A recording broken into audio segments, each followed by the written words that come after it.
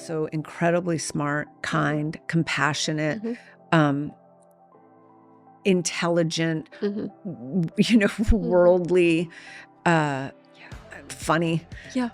bright, like Mhm. witty, Mhm. clever, and creative, Mhm. like so Yeah. many things, Mhm. right? I'm not just a sex Yeah. symbol. Community, and it's so interesting because yes, this is a transient town, but I think more than ever we're isolated because I know even for me, I'm home more now than I ever used to be. Right. You mentioned community, and it's so interesting because yes, this is a transient town, but I think more than ever we're isolated because I know even for me, I'm home more now than I ever used to be. Right. Alcohol. I was obsessed with it when I was in it. And now that it's been far removed from me, almost 13 years in a couple months, well, less than. It's amazing. Thank you.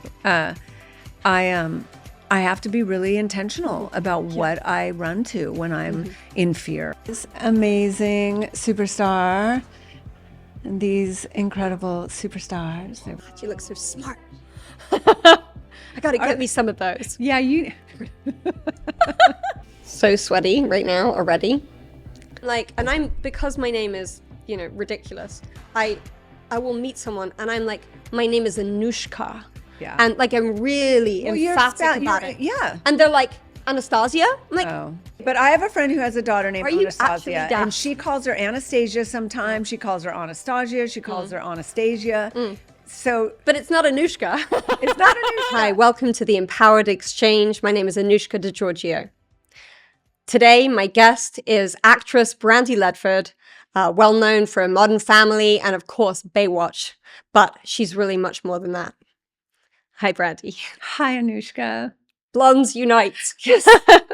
I'm so happy. You are, in fact, my first female guest on the podcast. I love that. Yes, and it's not by accident that I chose you. And we have a lot in common. And we're going to cover some of it. But first of all, I want to say that I'm so glad to share space as a sober woman with you, as a successful sober woman. And, a lot of my podcast is really about helping people to understand how to achieve balance between having success with your career, success with a family, success being sober and navigating through that and how that changes. So I really want to hear a little bit about sort of what it was like for you as an emerging actress and also managing maybe, addiction, alcoholism, and how you came to become successful. Wow. Well, first of all, thank you so much for having me. I just adore you. I respect you. I'm inspired by you. I'm really honored to be the first female guest on your podcast. Congratulations. It's really incredible. When I was starting out as an actress, it was a long time ago, and I was really, so ambitious. It's really all I wanted. I fought so hard for all of everything I ever achieved, but I wasn't really sober. I had drugs and alcohol from a very early age, as part of a coping mechanism, or just I couldn't stop drinking or using drugs when I was on. And so, it was the late 80s, early 90s. It was just a constant party. And yet I found that I could still work as long as I wasn't inebriated during work or too hungover to work. And so I just became kind of addicted to my work. I just really focused on that so heavily and became successful in that. I just always worked as an actress, which to me today, when I look back, it's really successful. But because back then I always wanted more and more and more, right? Typical alcoholic. It didn't feel successful. Yeah, I was just working all the time. It's one of the things that I really identify with you and I respect in you, and I can see, that in myself too, that sort of like just the drive and the constant sort of addiction to work. And I think it is a bit of an addiction too, the drive to succeed. Do you think that certain aspects of like your history, your childhood gave you that real hunger to succeed? Gosh, that's a really good question. I had two very hardworking parents. So yes, my mom and dad divorced when I was 4, but they each worked really hard. My mom, I grew up in various stages of either Mhm. real poverty, you know, welfare, food stamps, Mm. or depending on my mom's husband, maybe we had a lot of money at that time. Mhm. But everybody worked, right? Right. No matter Yeah. whether we were lean or abundant. My Mhm. mom always worked really Mhm. hard. She still does. She's Yeah. 81 years old. She still Wow. works. I know. It's really Yeah. cute. She's a crossing guard. It's adorable. Oh my God, But that's because adorable. I know. And if she's not at work, she's Yeah. doing stuff for her kids. You know, she Yeah. had 4 kids and she's got like 100 grandchildren now. Yeah. And she's just always doing stuff. And Yeah. my dad was the same way. My dad Mm. was never not working, even when he retired. So I did have those role Mhm. models. Mhm. But I think the ambition in my career came from a true passion. Mhm. And you're in the mix. You know, once you get on the ride, it just takes you. Mhm. Yeah. However, as an alcoholic, it was never Mhm. enough. It was never Mhm. good enough. I always Mhm. wanted more. And then that drove me Mhm. as well. Yeah, and Not that's so sort of bad. I mean, I feel like Hollywood and being an actress, it's so seductive Mhm. as well. And I feel like when you get I mean, I was never really an actress. I was more in music, but I feel like once you get a taste of this sort of the possibility of this, Yeah. and I mean, I'm not from LA and you're not either. So when did you first come to LA? I was 2. So I'm basically So from you LA. almost are from LA. Yeah. Yeah. I don't know why I never think of you as being from LA. I don't know. But I Well, think because when I came Yeah. to Redondo Beach. So I'm Right. really a beach Okay, girl, okay. right? And we Yeah. came from Colorado Right, to, right, I mean, right. when I was 2. So I moved to Yeah. Redondo Beach and I never ever, Yeah. I always lived in LA since Right, then, you know, right. various stages Yeah. of LA. Well, I think you have like a wholesome kind of thing about you, which is so lovely, and pretty rare now. It's really funny to hear Um, you say that. I mean, I discovered my wholesome side like well into my 40s. Yes. I was not born that way. I had to learn to be wholesome, you know? Yes, I was not wholesome, and I Mhm. am wholesome because Mhm. of sobriety now. And I Mhm. would say that Mhm. a big goal of mine has always been to get back to that, Mhm. right? As little Mhm. kids, you know, I did a Yeah. lot of reparenting Yeah. when I went to rehab, right? I Mhm. went to rehab 13 years ago and I learned Mhm. about my inner child and my Yeah. little girl, and I Mhm. reparented her, Yeah. and I'm just always taking care of her, Mhm. but Mhm. always wanting to sustain a childlike, Mhm. you know, Mhm. attitude and Yeah. sensibility Yeah. and still be a strong, independent woman. Yeah, I think it's sort of the difference between, and I explain this to male clients that I work with, that it's the difference between being childish and childlike. Yeah. And like childlike, there's a wonder and there's a curiosity, and childish, there's an entitlement and there's a sort Yeah. of arrogance to Yeah. it.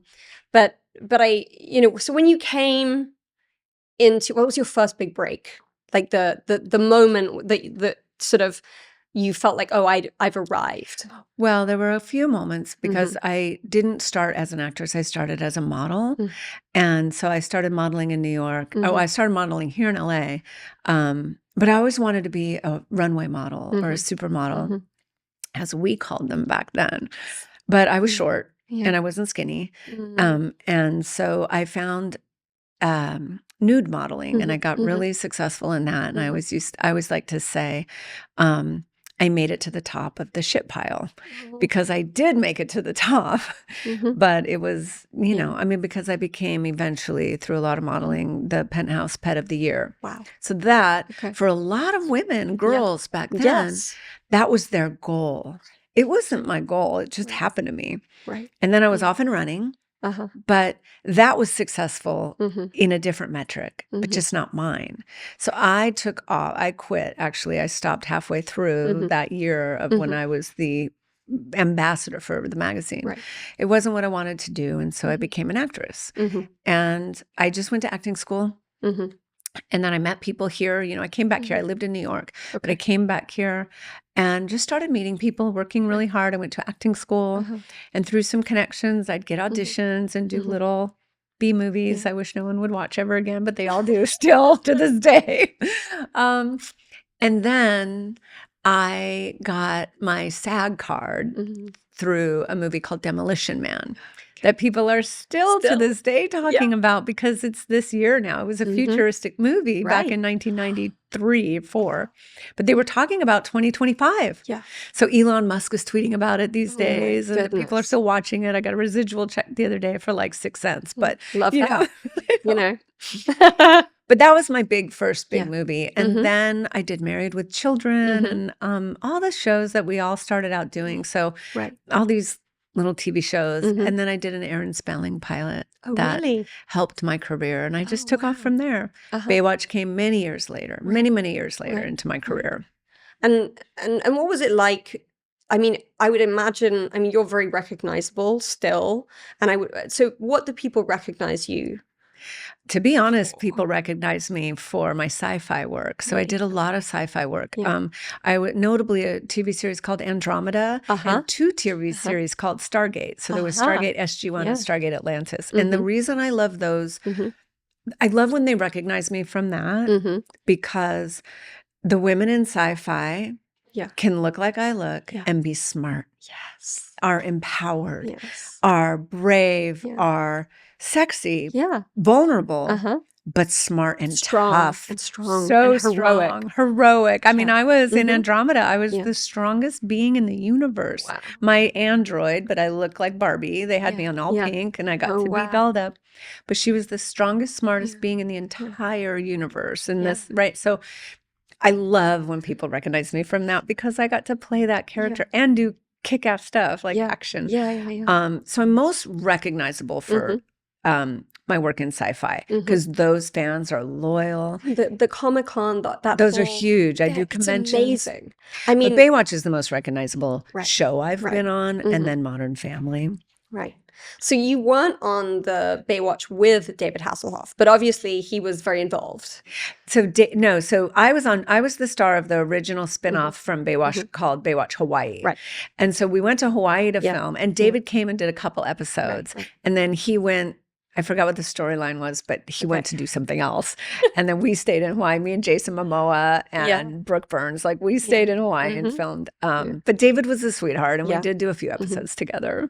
Now, I met David in West Hollywood, sort of randomly in a restaurant. And he was having lunch or breakfast with a friend of mine. And I wanted to go over because when I was a kid, my parents loved Knight Rider. And I was so sort of like, because it wasn't like a hero of mine, it was my parents. It was like, I didn't even think about it. And I went over, I said, I'm so sorry to interrupt, but like, you know, my parents loved you in Knight Rider. And I don't think that's what he wanted to hear. But he was so gracious and so sweet. And then he said, well, you know, who are you and what do you do? And my friend said, oh, come and join us. Anyway. We start chatting, and I was working in the music business at the time. And he said, oh, my girls are singers and they want to be singers. I said, oh, okay.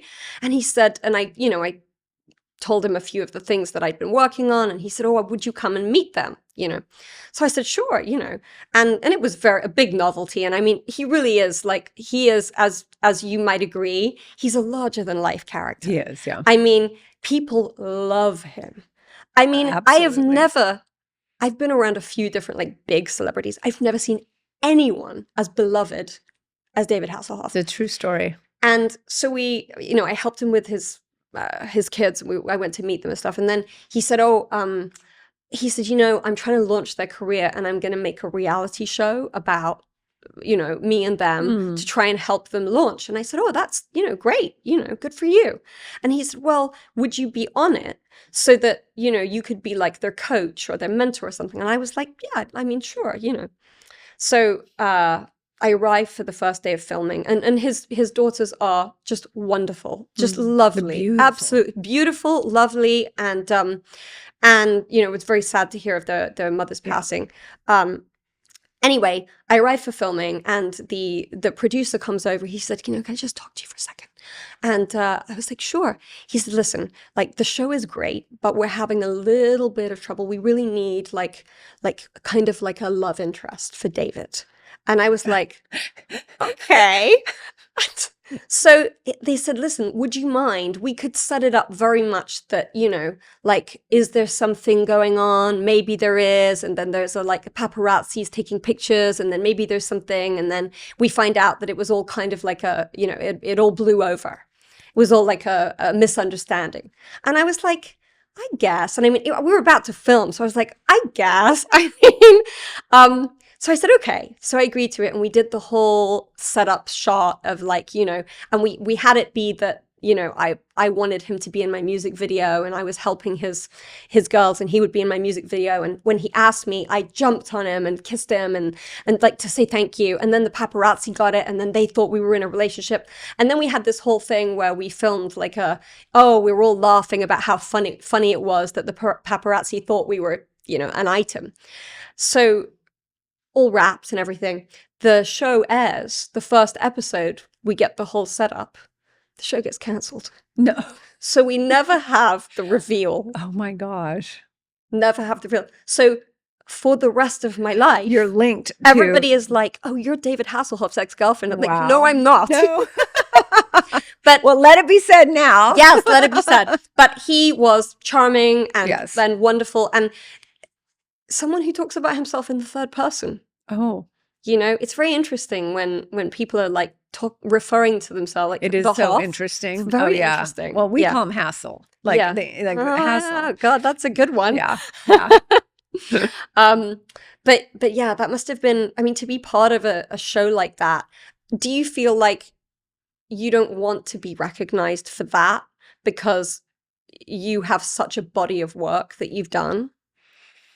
No, I don't have any hangups about that. Okay. I love being recognized for that too. It was fun. But I will say that I I was the smart one on the show as well. Mm-hmm. Not the smart one, but I played a kinesiologist. Mm-hmm. I didn't look like some of the other girls. I had short hair. I was athletic. Yeah. So I was sort of the lifeguard on the show, right?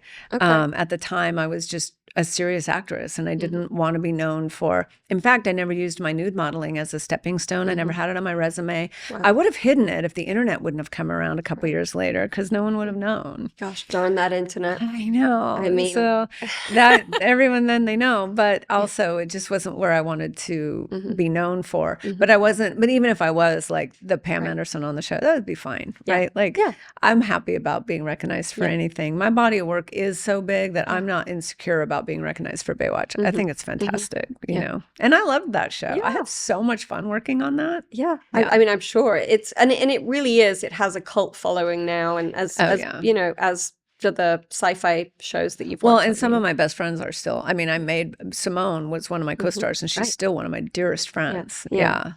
I think there is such a bonding in working in that field, because it's high pressure, it's exclusive, and you do make it's like Trump bonding in a way, you know.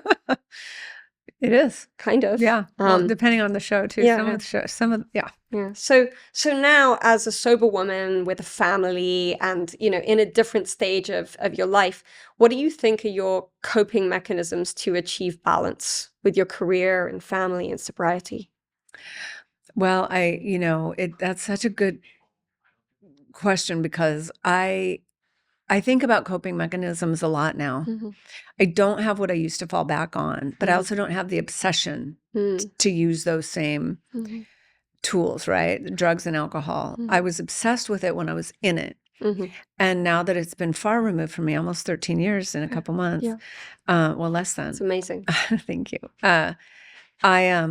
I have to be really intentional about what I run to when I'm in fear, you know? And so I have prayer, I have God 100%. My first thought in the morning is God. I pray before I get out of bed. I read, I do devotional reading and different 12-step literature reading. I meditate every day. And that just starts my day. Right. But then, life happens, things happen, both good and bad. I like congratulatory triggers as well. I like talking about congratulatory triggers, because that's that cocaine high that, you can get right back on, right? Something really great happens. Reward and then it yourself. stops and you're like, oh, I need to reward myself. Or then that high stops, right? Like you can be really excited about an event, but then you go home and you're like, I have to wash my face. You want to keep it going.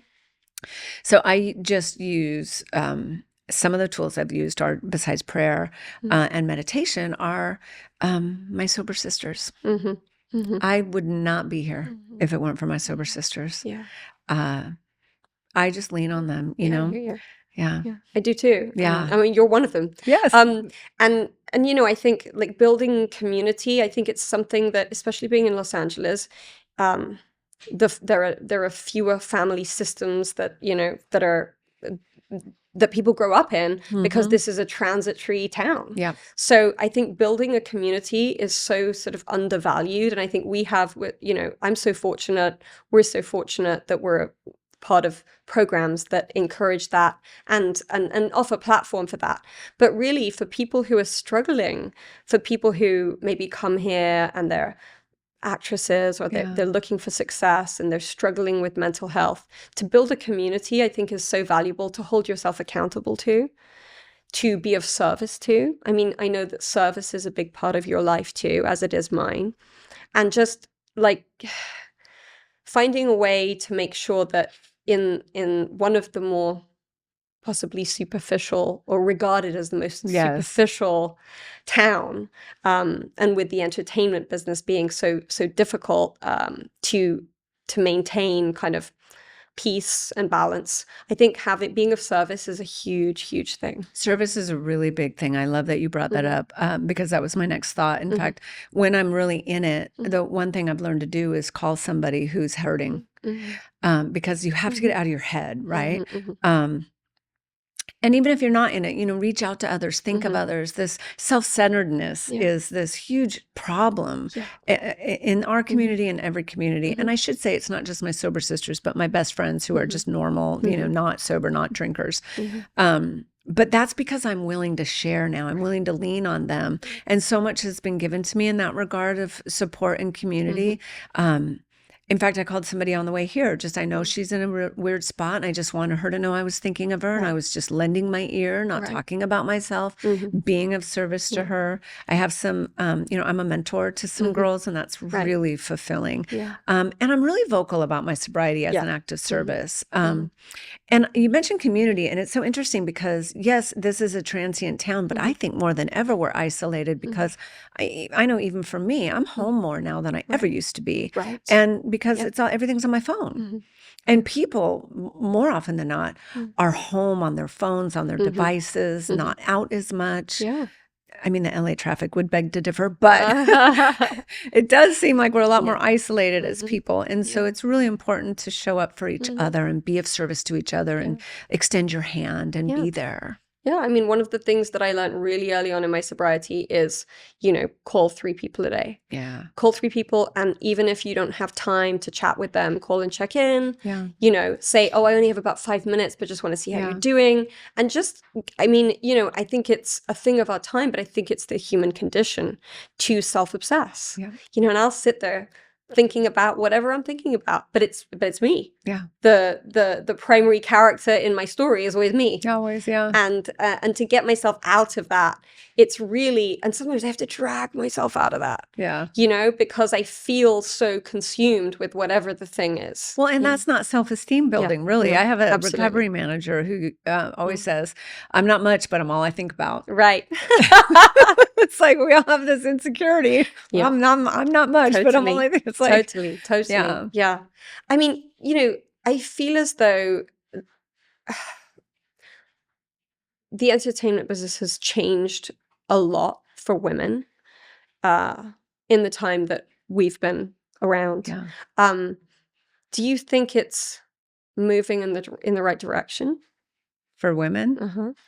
Actually, I do think the entertainment business is now moving in the right direction for women. I see a lot more diversity with women in TV and film. But I think the entertainment business as a whole is taking such a different turn now. It's so interesting what's happening. I think for women of my age and women of a certain age, it's incredible right now because there's conversation and not just movies and TVs. And here we are, but you know, people are saying the word menopause now. You would have never heard that even 5 years ago. Do you know what I mean? Like totally. That's something I want to talk about. Well, you know? I mean, okay, so Yeah. 5 years ago during the pandemic, Okay. my best friend in the world and I Uh-huh. decided, because we were so bored, we were like, let's do a show about menopause. Let's do a podcast or a book or a movie, Yeah. something. We wanted a docuseries, Yes. something. So we researched. Right. And like, we were only 50 then. Right. 50 something. She's a little older than me. And there was such crap. Like, you can't believe how boring and depressing and just not stimulating and just benign. It was so bad, like what was out there. So we were really like, yes, we are on. Let's do it. And then that fizzled out because whatever. But today, there are so many women talking about women's issues. And that's taking its cue with Hollywood. It's taking its cue from that too. So I think women my age are going to start working more. And I think there's going to be more important stories being told. But there's so much saturation. I don't know if it'll be heard. But I do think Hollywood is being kinder to women right now. I also think women have different opportunities. Yeah. So we don't have to do sort of what the system wants us to do anymore. Right. And that empowerment is just beautiful for the younger generation. I'm seeing it in my friends' daughters and their friends and how empowered they are to be themselves. Yeah. We didn't have that. I didn't have that in my group growing up. When I was in my 20s, no way. Absolutely. I mean, I remember being, anywhere between like 16 and 26. And 26 was when I got sober. And just literally coming from, first of all, I'm English. Second of all, it was a different time. Yeah. And just thinking I had to morph myself into whatever anyone wanted me to be at the time, and having no true sense of my own identity. And in fact, I think discovering my own identity didn't even come, like, it took about 10 years after I got sober to really start to kind of like move into that area and ask myself, well, what do I like? And I feel as though, as you say, young people now are given a platform and a voice to explore who they are, what's important to them, what they like, but what they like and why they like it, what they don't like and how they can say that they don't like it. Yes, I didn't have that permission when I was that age. And these girls now do. The women, the young women that I know, they are vocal, they are proud, they're boundaried. Right. And if they don't know, they're not afraid to say, I don't know. Right. Oh my I was God. terrified to say I didn't know. I knew everything. I mean, I one had of my to. things was if someone said a word I didn't understand, I would never say that I didn't know what it meant. And I mean, honestly, it got me in trouble, because, Of course. I would end up like, going somewhere or doing something. I didn't know what it was. Don't even know what people are talking about, but then you can't be engaged. Right. Then you're isolated some more. Yeah. So I think it's a good time, but I think with every generation and with every point in time, there are advantages and there are different challenges. I mean, now with social media, I think young people face challenges that I didn't face. I mean, first of all, thank God there were not camera phones when I was up and out there. No, thank Christ. Honestly, I think about this all the time. Shoot. No. It's when I think about anyone who does anything now, it's recorded.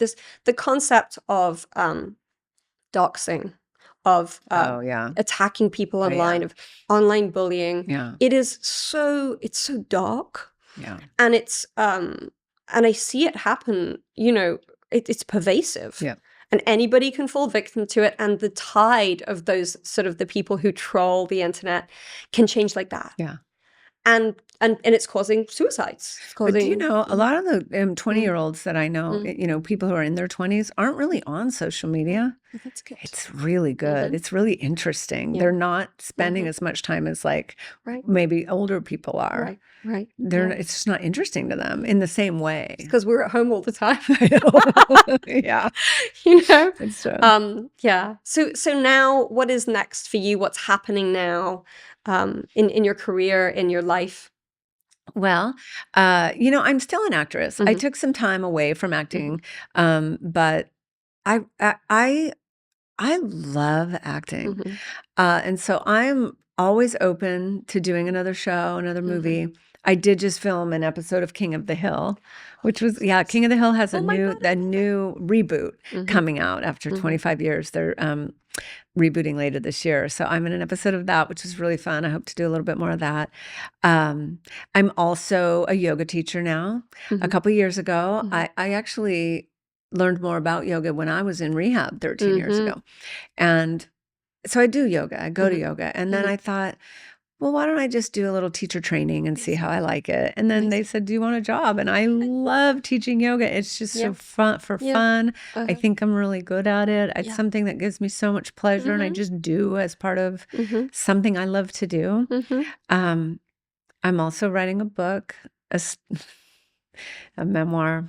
I am, and I'm almost finished with it. And I have to say, writing this book has made me like myself.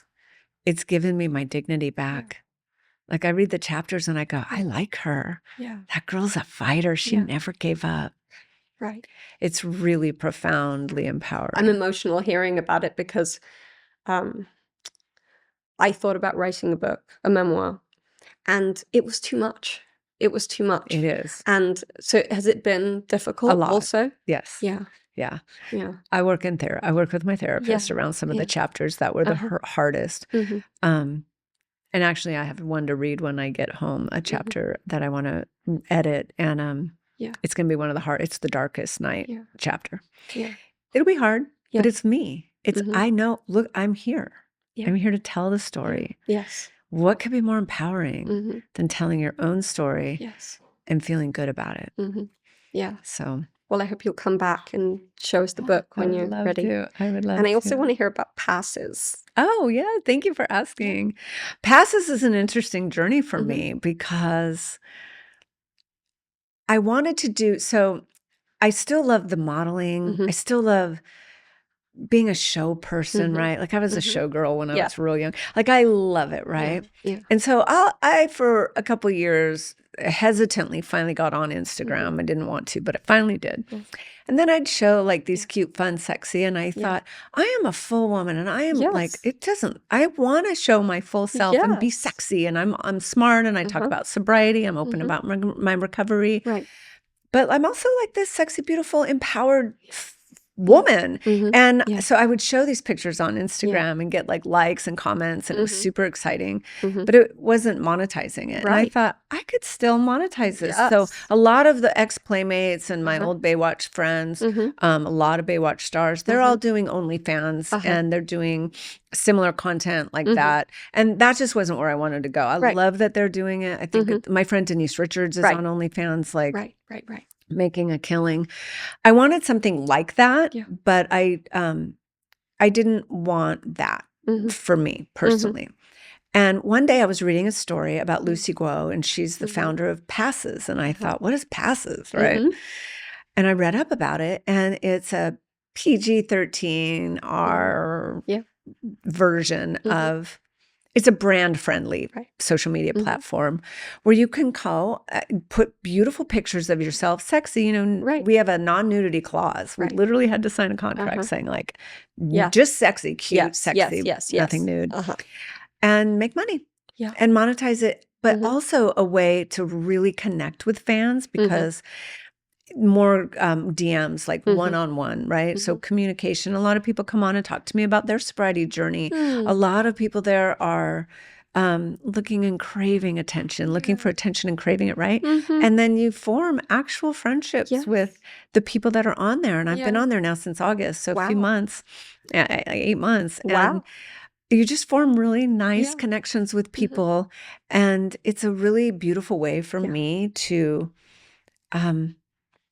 feel special and feel valued and give back and connect. So I love it. I love it. And I think, I grew up in England, but also France and Italy. And since coming to America, I feel as though, so when I first came here, I thought that I was no longer attractive. Wow. Because in the south of France growing up, if you are remotely attractive, if you're walking down the street, men will just come and start walking next to you. And it's cultural. That's how we do it. And it's not creepy. Yeah. And so you have this, there's an expression in French that doesn't really have an exact translation.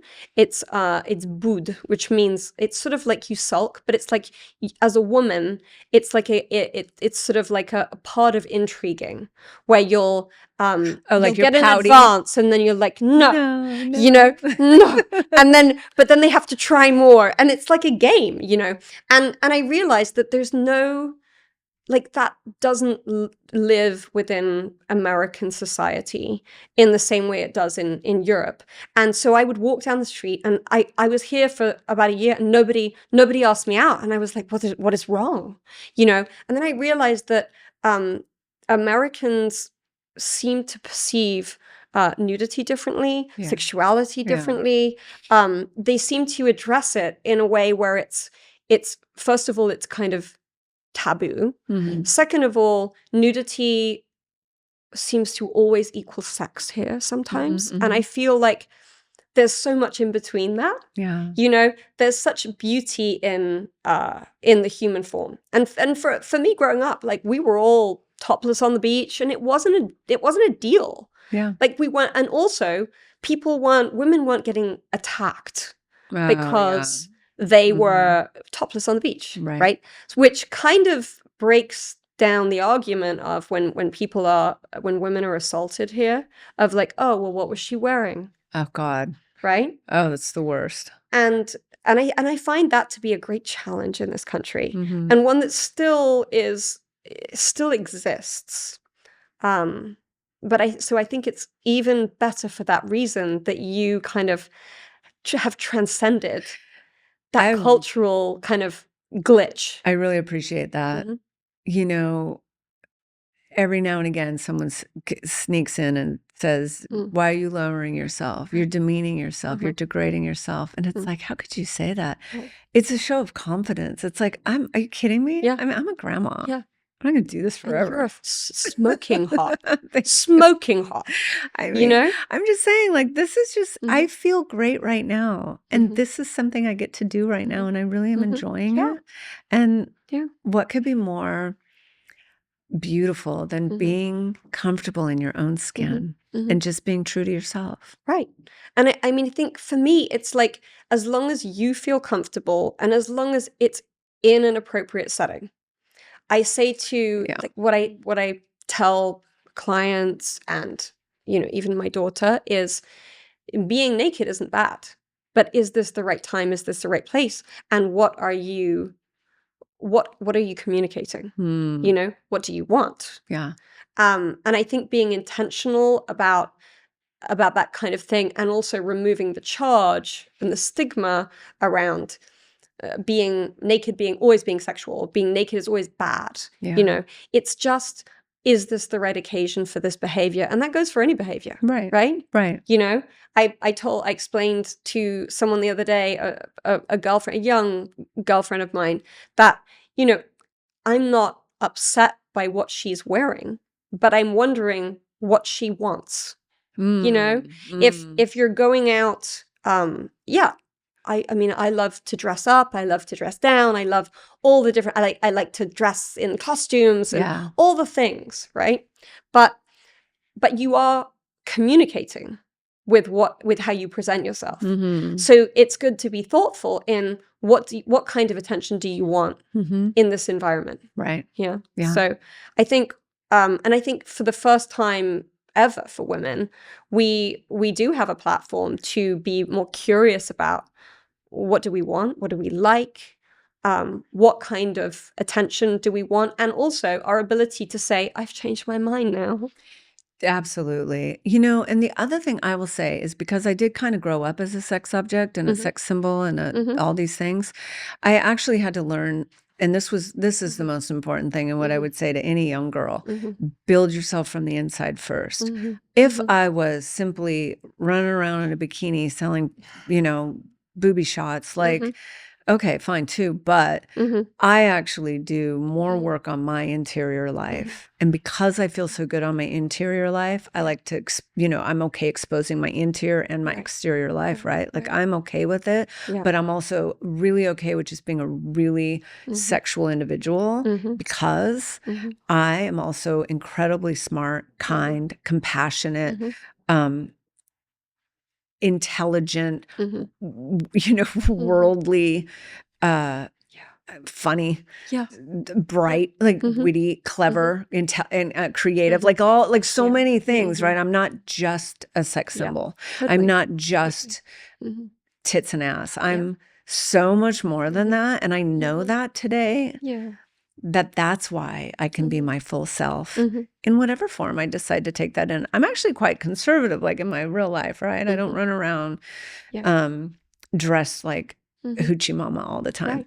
But you Right. better believe that if I want to be, I'm gonna be, and I'm gonna feel just okay about it. Like I'm fine Absolutely. with it because Yeah. I know who I am on the inside, and Yeah. that's really all that really matters. It really is. And I feel so lucky that, that women Wait, I like just said you hoochie mama. Who says Hoochie that? mama. That means We do, apparently. Yeah, I feel so glad to know you and to like have gotten an idea of where you've come from and what you've come through, and to see you as a survivor and emerging with success and with, you know, that kind of like, you don't need to care, you don't care what other people think. Do what you want because you know your intention, you know your connection with whatever it is, your higher power, you know who you are. I'd say I like to say it's not that I don't care what people Mm, think because I'm not a sociopath. I mm, just am not bothered by it right, because I right. know what I think Yeah, about me, yeah. you know. But like I said, every now and again it Mm, seeps in, and I go, mhm, and then I look at it and I go, yeah, right. That's mhm. just who I am. Yeah, yeah. Manage your expectations about me. Right, I'm probably going right. to post a bikini shot pretty soon. Well, I'm sure lots of people are delighted about that, and we'll put a link to your passes so Thank you. people can check it Fun. out. I can't wait to read your book, and I'm just glad to know you, and I think this will be continued. Well, I think the world of you. I think you are an inspiration and a huge survivor and a beautiful, beautiful soul. Thank you so much. Yeah, Thanks, Brandy. Thank you.